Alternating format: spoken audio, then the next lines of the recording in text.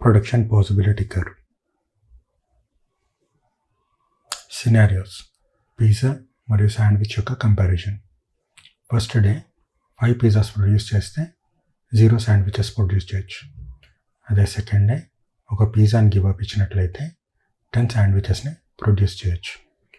ఆ విధంగా 6 సినారియోస్ తీసుకున్నట్లయితే ఒకవేళ మిగతా విషయాలన్నీ కాన్స్టెంట్గా ఉన్నప్పుడు ఈ సినారియోస్ వర్కౌట్ అవుతాయి. గ్రాఫికల్గా చూసుకున్నట్లయితే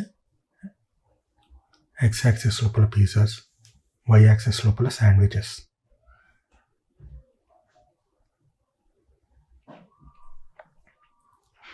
డేటాని ప్లాట్ చేసుకున్న తర్వాత ఒక కర్వ్ క్రియేట్ అవుతుంది.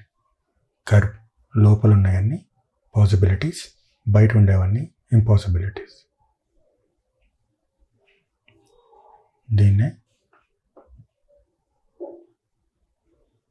ప్రొడక్షన్ పాసిబిలిటీస్ ఫ్రంటియర్ అంటారు. Opportunity cost. ప్రీవియస్ ఎగ్జాంపుల్ చూసుకున్నట్లయితే డే 4లో ఒకవేళ ఒక పిజ్జా ఎక్కువ ప్రొడ్యూస్ చేద్దాం అనుకున్నట్లయితే 6 శాండ్విచెస్ని గివ్ అప్ ఇవ్వాల్సి వస్తుంది.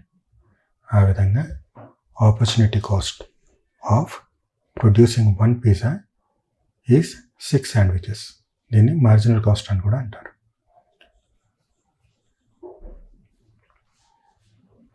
ఇది ఇంక్రీజింగ్ ఆపర్చునిటీ కాస్ట్ అంటారు.